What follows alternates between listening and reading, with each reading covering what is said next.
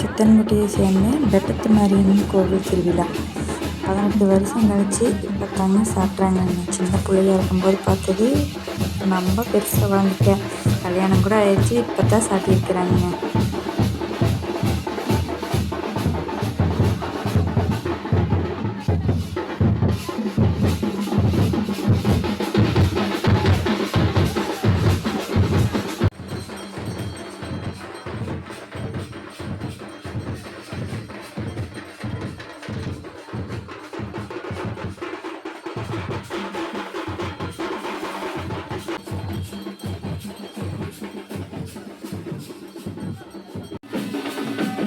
கம்பத்தப்பமெல்லாம் ஆடிட்டு செம்மையாக இருந்ததுங்க.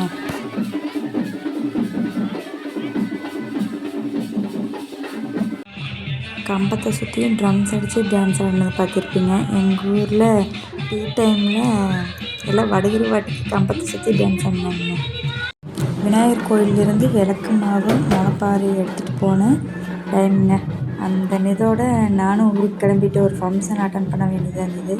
அதனால் நானும் கிளம்பிட்டேங்க.